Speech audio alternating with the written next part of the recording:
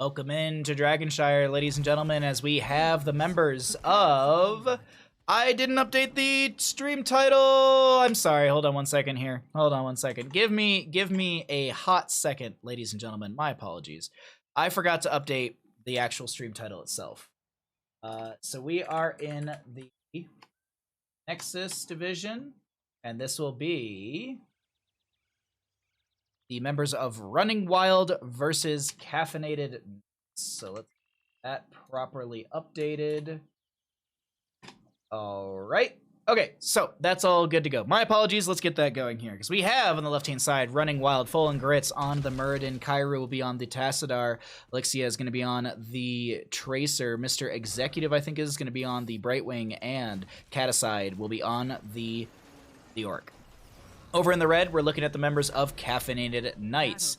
Darkhawk is going to be on the Artanis. We'll be seeing Love Dart on this Deckard Cain. Ark is going to be on the Rexar. Ozymanthus, I think is how you say that, is going to be on the Joanna. And Gray Color will be on the Vala, as well as Misha to play Misha. So let's go ahead and see what happens here. I can send you the books if you want. I'm a horrible reader, I'll be honest. You know what I should do is I should try and find like the audiobooks for it and listen to those. I'm great at doing that. I can do audiobooks. I'm horrible at like sitting down to read something. Good first kill from Gray Color, but wasn't an overextension. Doesn't seem like it, as Love Dart comes through with a potion. There will be a Tracer going down who was chasing into all of this. Double kill, first blood. And second, first blood. We'll go over to the side of Caffeinated Knights in the red. Kyra rocking the best mount, yeah. You reread the series every year? Oh my god. Thank you, Kalis, for starting the Twitch prediction. Much appreciated, my friend. There is a Twitch prediction going. If you would like to bet on which team wins, go ahead and get it on in.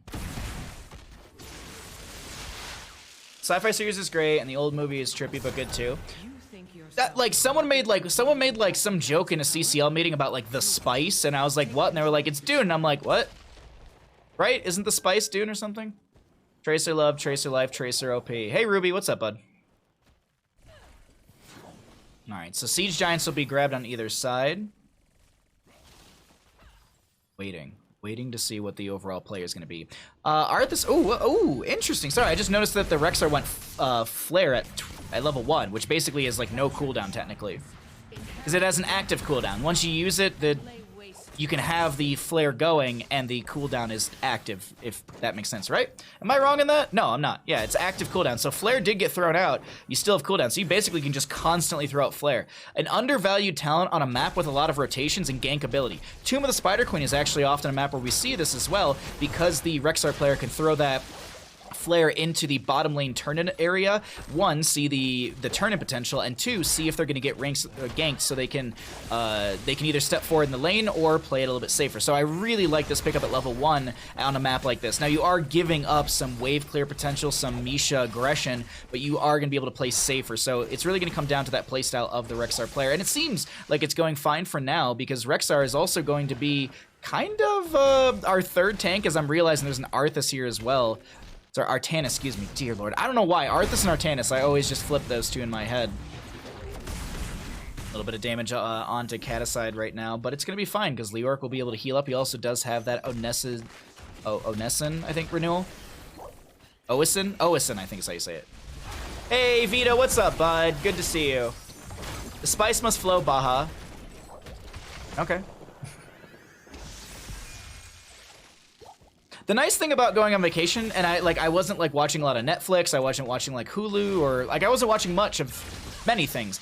It's nice because I came back and there's like a couple new things here and there, like the Suicide Squad movie. I did watch that new Disney, the What If, the Disney Plus has that Marvel What If. Watched the first episode, really fun. It was just I don't know, it was a fun episode to watch. Oh my god, the Tracer recall grenades!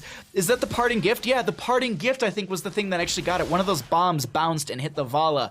Cool play coming out from Tracer right there. 7 talent here is going to be achieved by both these teams in just a second. Grits and Executive looking to just pull in that experience through mid lane, as Ark is just hanging out right now. Bottom lane is controlled by the side of our Running Wild crew, as Caffeinated Knights will have Love Dart coming up into top lane to give Darkhawk a few potions to pick up. A little also poke. Ooh. A little unnecessary to use the Emerald on Herodric Cube, but maybe Darkhawk was expected to step in, and the Spectral Leech would find minimal value as it would be reduced by 75%. Marvel's just knocking out of the park, yeah. The only thing that I've heard like mediocre reviews about is the Winter Soldier and Falcon. And personally, I've never really cared for like those characters. Like it's like there's a couple characters I've never really cared for that I don't watch the movies. It took me forever to watch the first Captain America because I just don't care for him. He throws a shield and he's really strong. Woohoo! I get it. I get it. It was really good though. Don't get me wrong. It was really good. I was blown away. But a lot of people like the Winter Soldier movie, and I was like, you lost me on that one. Muradin will never finish their quest at this stack 0. Oh, well they did change up how this talent works. It's actually the tooltip is incorrect now. What it is basically Muradin just has to hit level 10, then he finishes out that baseline. I don't know if you're making a joke or not. I don't know if I'm missing the joke. Sorry. But it was changed. Like Hook is Stitch's hook no longer has helping hand, or it no longer has fishing hook. It's always had helping hand built in. Not always. Anyways, sorry. Getting sidetracked. What happened is they changed it so there's the fishing hook is just baseline when you hit level 13. So Muradin has his Stormbolt baseline completion upon level 10 rather than actually hitting Stormbolts. So this number will not go up whatsoever because he needs to hit 10. Unless you're making a joke and I completely missed it, sorry, but if maybe someone learned, I don't know. Anyways, big condemn from the Joanna. Oh, she didn't go for the subdue at level 4, so I was wondering, I was like, I'm surprised she didn't finish it out, but she didn't even have it right there. Meanwhile, mid lane, Caticide is putting pressure onto this Rexxar. Top lane, Artanis is like, I'm just gonna free push here. I've got the dings. Ooh, we also have the Purifier Beam. Beam go Burr. Boris for the Rexxar, nothing too crazy on that one. And we'll see 10 Talontiers on the opposing side in a second. Let's cycle through those numbers to get an idea of what those look like. As 10 Talontiers will show up at the top of our screen. The only one that we won't know is Tracers. I've watched Doctor Strange again today for like the 5th time, and then Thor Ragnarok. Those are all really good. I agree. I love those. He's got dings. They're multiplying. And I'm losing control.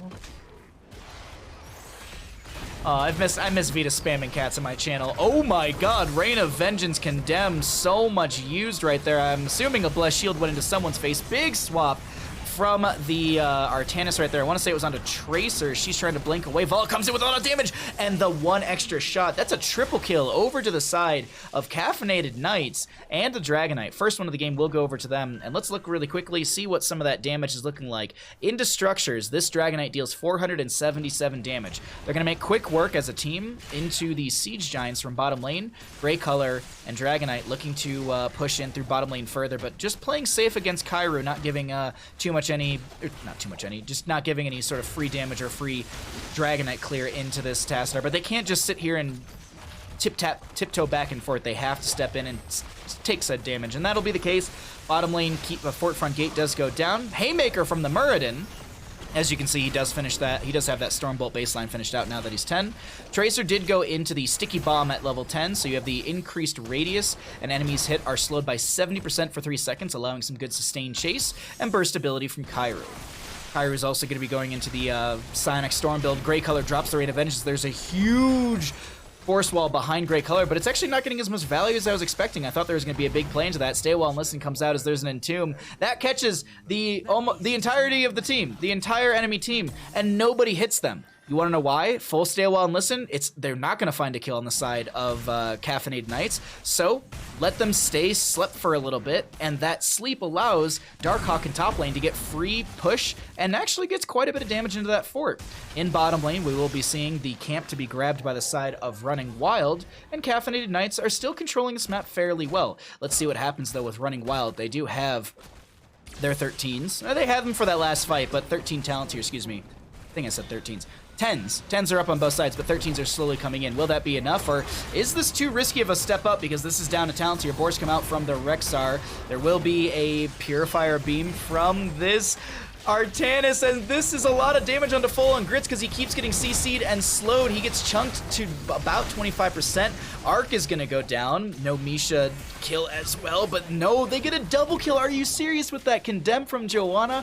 Wow, double kill for the Rexar in favor of Caffeinated Knights. Great sleep, I agree. Oh, actually make it a triple kill as Tassadar goes down as I looked over at chat for a second.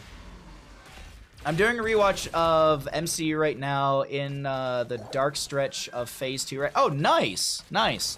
I kind of want to do that sometime. There's a couple movies I haven't seen in ages, and there's a couple like I haven't seen Captain Marvel ever. I think there's actually like two Marvel movies I haven't seen. I want to say. There was like a list recently. It was like the best Stan Lee cameos, and I was like looking at just the list of movies. I was like, I haven't seen like one or two of these. I hope you're doing well, Nikura. Right? Haymaker, great Haymaker, but Iron Skin, Divine Steed, excuse me, Seed Charge will be used as well. Nice little Diablo 3 reference right there, or at least Diablo 3 that I know. And maybe it might be in Diablo 2, not sure. And the camp will be stolen away and a double kill to be found in favor of the set of Caffeinated Knights. Is Diablo 2 out? Does anyone know? Elixia, how you doing? Oh, my match. Yeah. We are casting some Running Wild versus Caffeinated Knights. We're doing a bunch of NGS replays today because I've missed you all, and that's what I felt like doing. Maybe we'll check out Back 4 Blood later. I think the beta ends like tomorrow. Or ends today or something. I might actually be missing it. I installed it last night, and I think it expires today. I might be wrong with that. Aw.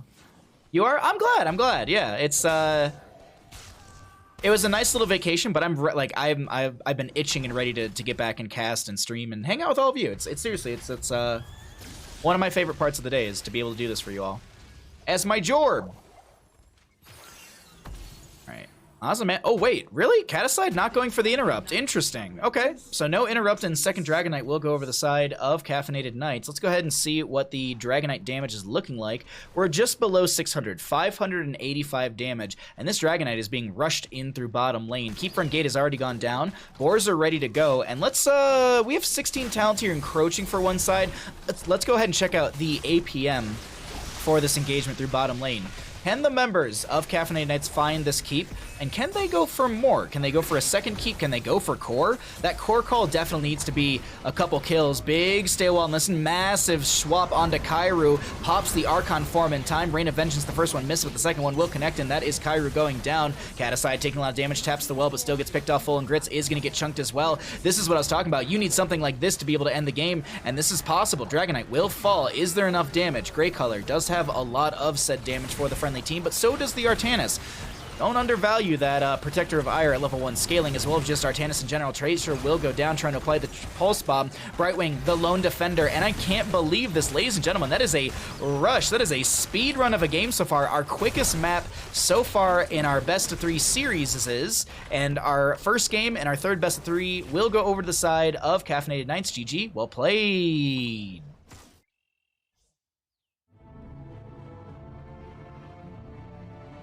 The Diablo 2 early access is out. Okay. I might honestly just watch a lot of people play it. Diablo 2, it was never a game I played. I love Diablo 3. I've played like, you know, this is BlizzCon ages ago. I've played Immortal and I've played Diablo 4 at BlizzCon. That was like BlizzCon 2019, I think. And they were great. I'm excited for those, but Diablo 2, I don't know. It's never been something I've been like super drawn to.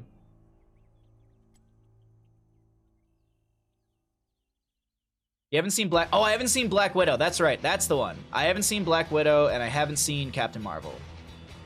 I haven't seen any of the Disney Plus stuff, WandaVision and Loki. I highly recommend, out of all of the shows that I've seen so far, I would recommend Loki out of the 3. When you're comparing like WandaVision, Loki, and Falcon and the Winter Soldier. Granted, my Falcon and Winter Soldier point is moot because I've never seen the show. But Loki was amazing. And I heard that people are like, yeah, Winter Soldier, Falcon, it's okay. WandaVision's better. Loki's the shit. So if you were going to watch one of the 3, highly recommend Loki. I showed one of the episodes to my parents and they were like, can we watch a second one? This is really good.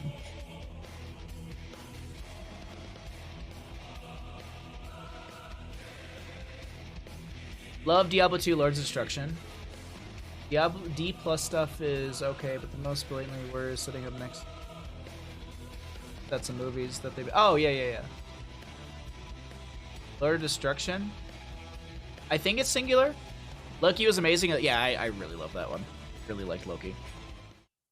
All right, let's get set up for map number 2. Let's get the scores updated. Let's pay out the people who predicted. Caffeinated Knights did win the game.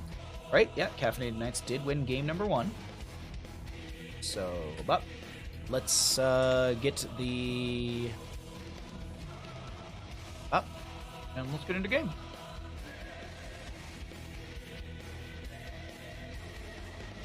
Man, that was a big payout.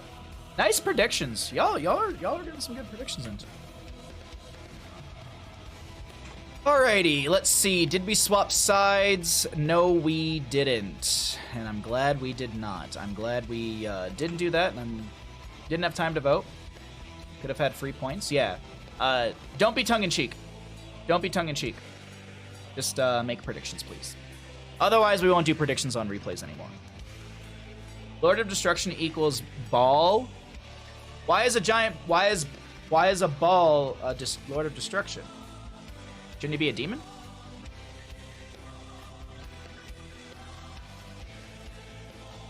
Alrighty. Okay.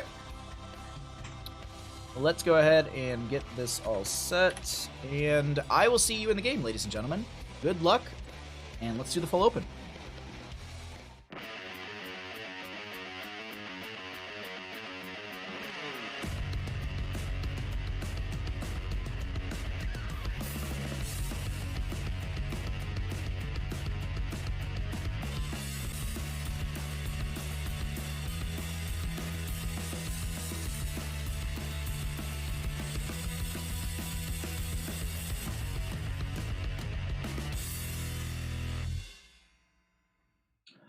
Welcome in, ladies and gentlemen, to the Nexus Gaming Series division, or Nexus Division. On the left-hand side, we got the members of Running Wild. We got Full on Grits on the Blaze. Caticide will be on the Leoric. Mr. Executive will be on the Anduin.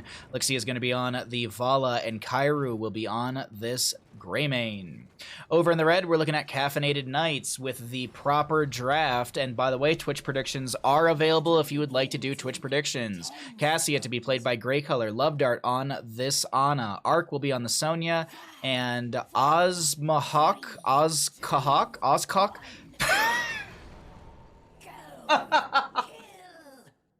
will be on the Cho'Gall. All right, let's go ahead and get into mid lane and check out our level 1s. Hey, Big Scary Duck. Rob Dog, thank you for the tier 1 for 5 months. I will resend your alert when we get out of game. Thank you for the support, my friend, you beautiful human. Hi, Big Scary. How are you? You always pronounce... Oh, there's always confusing pronunciation. That wouldn't make sense. Oh my god, Cho'Gall. Don't die. You're supposed to look good. This is the game that I'll send to all the CCL teams and be like, better be prepping for Season 3. Ana's gonna go Vampiric Rounds at level 1. Interesting. Let's take a second and go through this as a family.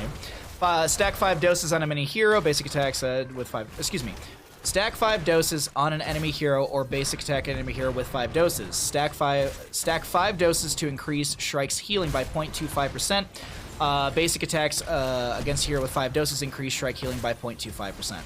Why do I feel like the 2 rewards are redundant in their tooltips? Am I dumb? I think I'm dumb, chat. All right. I feel like these are just redundant. They say the same thing, but in just 2 different ways. At least that's how it seems. Good. About to go walk over to Walgreens. How have you been? Oh, what are you getting from Walgreens? And can I have some too? Could you get me a tall boy of not a tall boy, but can you get me one of the Arizona iced teas? I mean, it's a tall boy technically, but I'd like an Arizona, please. Just standard green tea. Give me a fruit punch moss. Ooh, that's nice. Yeah, I just want a standard green tea with ginseng. I always go sleep at 1 with Ana. Feel like her sleep build is strong to ignore. I see a lot of sleep build as well. Vampiric Rounds is not a very common talent. That's why I wanted to go through it, and I was curious as to what was our priority. And you are getting more healing for the Cho'Gall, so there is that factor. One Arizona tall boy. It's all sugar. It's so delicious. It's like the one few things that are all sugar that I love. I need to get cash from the ATM, but I'll get both a Monster and a big ass green tea. Yes! Oh, the lemonade one's good. I just can't drink lemonade. I used to drink the Arnold Palmer's, the half and halves. That was my jam in the past.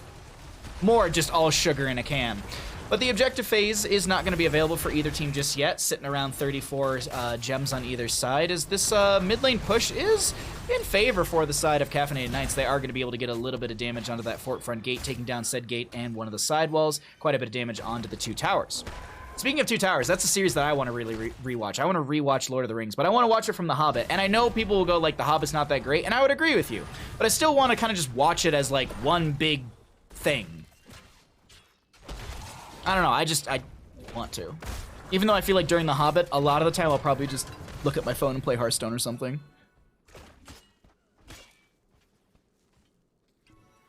Yeah, the Arnold Palmer one's really good. I can't drink anymore because my stomach just doesn't handle a lot of the stuff that is in that can, whether it be sugar or the lemonade or, yeah. I haven't tried one in a while. Maybe I should. Anyways, sorry, sidetrack. We're tangent heavy, chat. Nothing's changed. I did my best to be a super serious caster, and I did it for one best of 3. We fell apart in the last one, and now we're off the rails here. Jesus, the snipe! Oh, that's a rough go. That's a lot of gems on the ground. That's probably, what, 16 gems? I think it's like 16 or so gems that Leoric just dropped. That's a chunk of change on the ground. Brandon and I keep saying we're going to watch the full series, but it seems like such a beast to take on. I mean, the same thing can be said about like the Harry Potter series. Like, that series is quite a beast to watch as well. I think it's one of those things you just gotta start doing it. Once you start doing it, it doesn't seem as daunting. Because like once you get through 1, you're like, all right, 1 out of 5 or 1 out of 6, excuse me.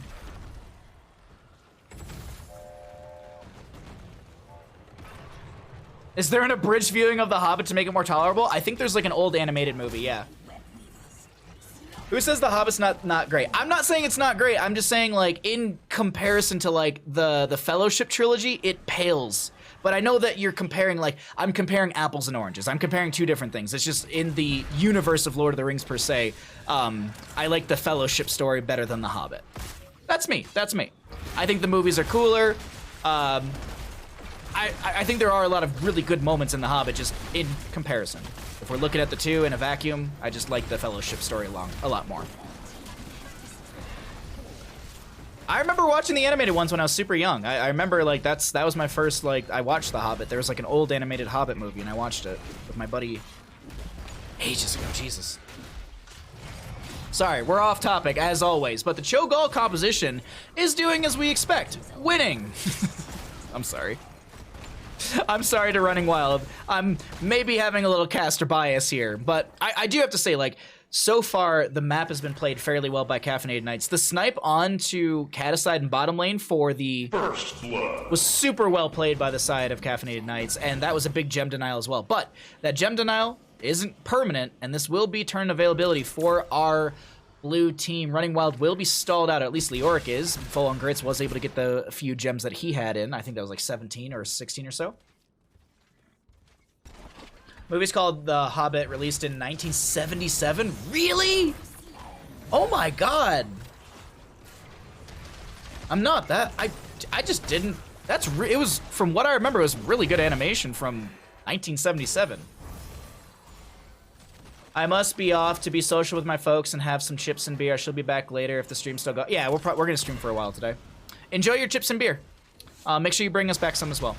Have fun, Kalis.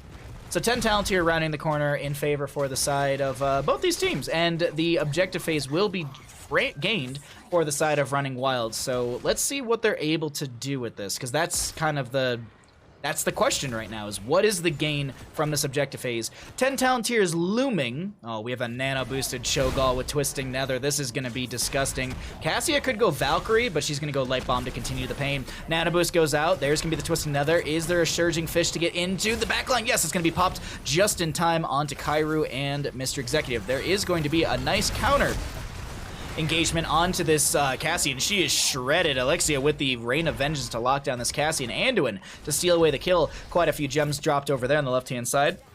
9 or so, maybe a little bit more. Ana continuing to build up those vampiric round stacks. And I'm curious, does it show? Shrike healing is increased by 71.5. Into the Cho'Gall, that's really good. So I can't really deny them for going for that, as need to click on someone else so we don't have those stacks constantly being procced on our screen. Top lane gets opened up a little bit. Blaze goes in for the Jet Propulsion. This is a Twilight Hammer, I think, that did miss a lot of damage with that Curse Bullet from the Greymane. Will connect into the Cho'Gall, and he does not go down. Meanwhile, mid lane, Leoric tried to make a play, but it didn't work out, at least when it came to the siege value. Bottom lane does actually have a few minions still on that fort. Leaping from the Sonya will be shy of Alexia right there, but there's an Entomb on the right-hand side. Blaze trying to burninate the enemy side. There's going to be Greybane diving in. He is able to get the kill onto Ana. Grey color very low is going to go down to this Leoric. Jet Propulsion from Grits will not connect, but still a double kill to be had. No turn availability, but look at this. 2 waves are necessary to be able to get a turn in.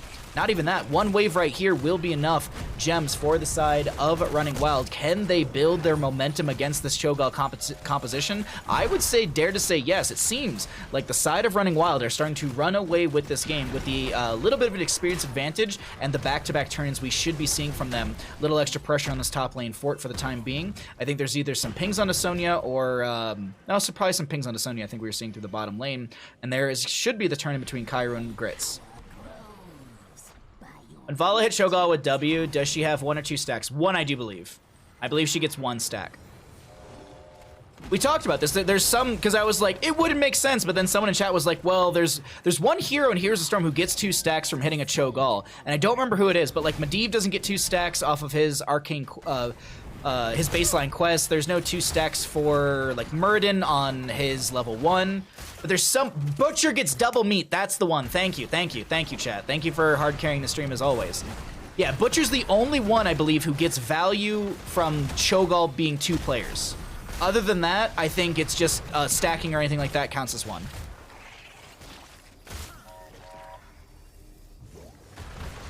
Yeah, no problem, no problem. We're always here to, I love having questions in chat, because sometimes I'm just like, I might not know the answer. There's a lot of nuance in this game. I mean, I've been casting this game for like 4 or 5 years, and I'm still learning things. Zul'jin, for like what, his you want Axe, it counts as 2, or are you saying for like Headhunter? Because Headhunter makes sense. For you on Axe, I wouldn't think so, but I wouldn't know the answer. I feel like we might have tested this last time we talked about this. For Headhunter, okay, thank you. I was like, for his baseline, I feel like that'd be broken. Okay, phew. I was like, phew, wait a minute. It would actually be, it'd be bullshit if you had to kill Cho'Gall twice to get like Cho and Gall. For Vikings, I think, don't you have to kill both Vikings? Or all, not both Vikings, sorry, I was thinking about Misha and Rexar for a second. You don't have to kill all 3 Vikings. I think you just have to kill 1 for Headhunter for Zul'jin? No, you have to kill all 3. You have to kill all 3. I'm saying things and I'm doubting myself immediately. Welcome to my brain. So, camp for mid lane to be grabbed by the side of Running Wild. We will be seeing Caffeinated Knights available for a turn-in right now. 47 in the bank. They only need another, caster math, 8. They only need another 8 to be able to get this turn in right now with 23 in their pockets. Headhunter specifically names each hero. I'm about to boot up a game and test with Varian's level 1 quest that says to get 5 kills. What? Wait, what about Varian? What? Huh? Well, Varian's High King's quest is just get kills. It's not get specific kills. So you could kill Misha 5 times and finish out High King's quest. But for Zul'jin, I was curious. Like, I know you don't have to kill Misha and Rexar. You can just kill Rexar. But I'm not remembering if you have to kill all 3 Vikings. I feel like you do. Anyways, leaping from Sonya, there's a light bomb from the Anduin. Grey color pops the ball lightning, and that's going to be played. That's going to be a lot of volleyball being played.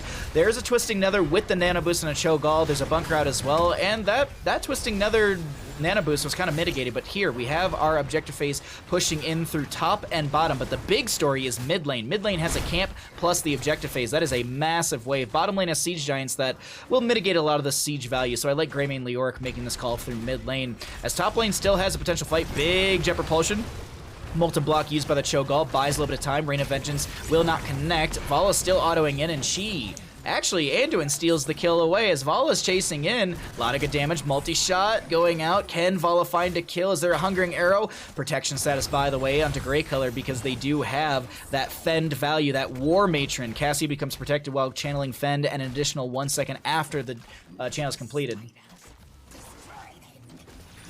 The question is, though, does Varian get 2 Oh, sorry, I misunderstood, Trainwreck. Sorry about that. How you doing, bud? I don't think I said hi to you earlier. Good to see you, friend. Good to see everyone in chat. It's so exciting. Like, no. I've been away for a while, so it's like, oh, you're here. You're here.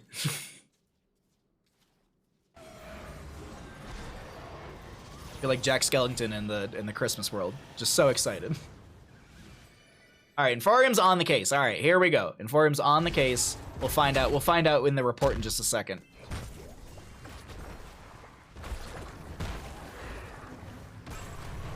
It is kind of like, it's kind of Oz Cock, isn't it? Huh.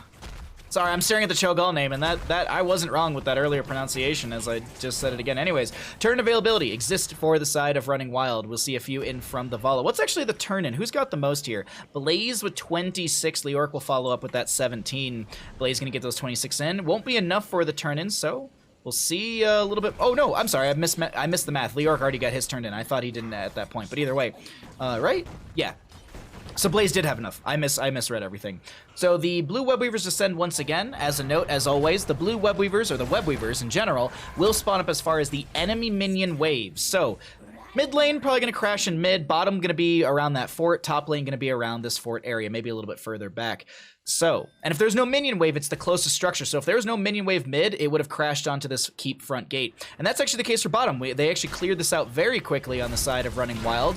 And this will be Webweaver dropping into lane. Cho'Gall clearing the top lane with the Cassia. Bottom lane keep front gate being the target of Running Wild. We've seen the Townster a little bit here. We've seen some of the questing as well. But we're going to need to look at the APM. Let's see what's happening APM-wise and see what these players are able to do. There's a nano boost on the Cho'Gall. He pops the Twisting Nether. Going to use the Molten Block as well. Twisting Nether will proc onto a few enemy members. There's a Rain of Vengeance just off after that Molten Block, which was really good to just lock down Cho'Gall more and supply some more sustained damage. Cassia comes in with the Fend onto Cassia, onto Caticide. There we go. And this is Webweaver through bottom lane cleared out. Sonya in mid will clear out that Webweaver, but actually leaves that to go for the leap, because I think leap 2-second cooldown actually. Light Bomb from anyone will connect. Spear will not. There's a lot of damage onto Leoric, and he does go down. Chastise goes out, and this is going to be Sonya mounting up. She's looking for the chase leap potential. Gets slowed by the Leoric. It's not worth it. Turn-in does not exist for the side of Caffeinated Knights. So this is just going to be wave clearing control, as maybe we see an invade onto this camp. Let's actually jump over to the blue vision really quickly. They do see the Cho'Gall coming in. Chastise will connect, and they're out of here.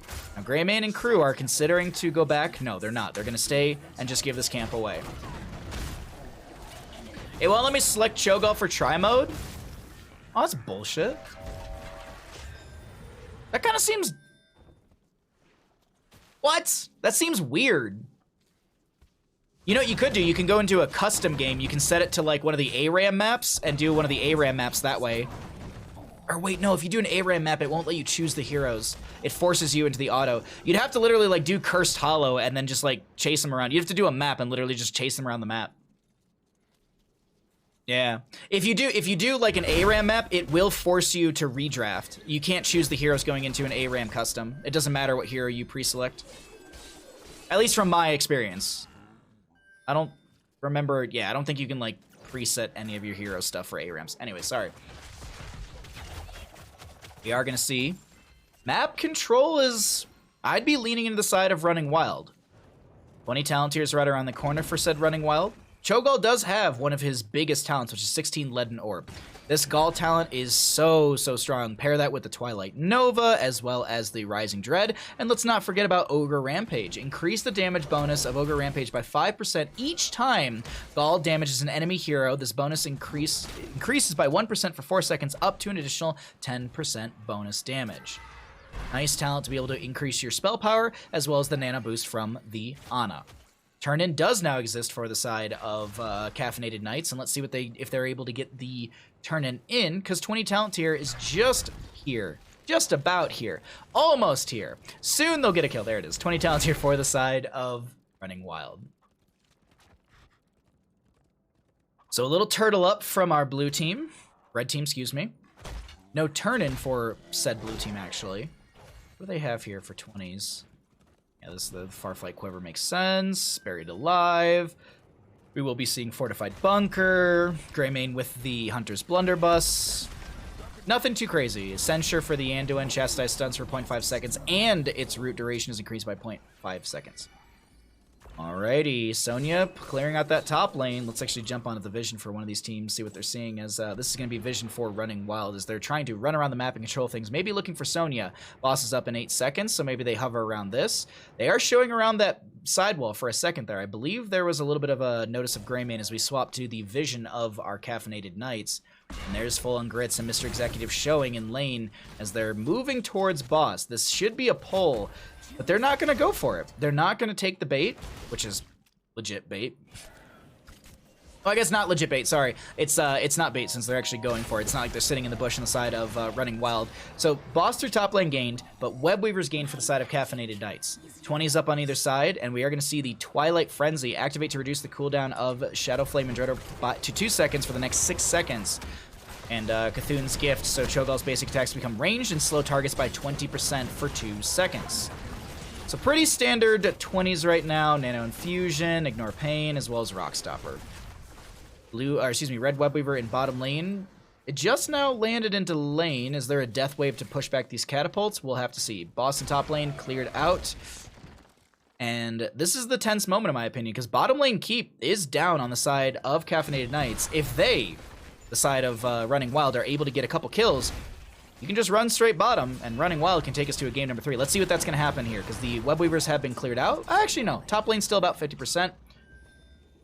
Does slowly lose health over time. Let's actually... I'm going to pull away the talents really quickly, because I feel like we got a fight breaking out here in just a second. That's going to be Buried Alive going out. The silence was there, but the Surging Fist was still going. There's going to be a Twisting Nether, a Nano Boost, a lot of damage leaping from Sonya. The target's going to be onto the Vala. She's going to be able to vault away, while Lightning still being passed between Anduin and the Vala. The Jet Propulsion from Blaze will connect onto this Cho'Gall, as Mr. Executive's very low. No leap available. No heroics in general available. Twilight Hammer in a second here, but Sonya finds max range on that spear and gets the kill into the Vala. She will lose a little extra of that stacking from her level 1 quest talent, not quest talent, excuse me, the Gambit talent.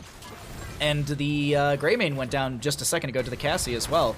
So this is a rush through mid lane. Oh my god, that's a good fend onto Mr. Executive, and things are just turning around in favor for the side of Caffeinated Knights as they get the reset on these Dread Orbs, and it's just chain CC after chain CC. A pentakill will be had, and the members of Caffeinated Knights will dominate the side of Running Wild, shutting down this engagement. The core on the right-hand side is falling to catapults, and are they going to just race? Arc is hearthing back. Leap is up in 2 seconds to try and close that distance to the core. This is looking like it's going to be a close one. Does she use Leap just to get closer? Spears on in. Does she have a spin? She's going to be able to clear things out. 37% on this core. The minion wave almost found the game. If the engagement just delayed out a little bit longer, Sonya wouldn't have had the clear, and the game would have gone to the side of Running Wild, but we have ourselves another 2-0. Caffeinated Knights close out the series 2-0. No way. Yahweh.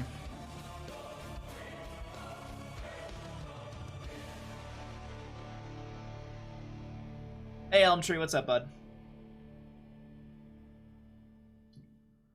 All right, as we are getting to that game, thank you, Rob Dog, for the tier 1 for 5 months. Thank you for the support, my friend. I will follow you to the end of the world. Subscribe. Guess who's back?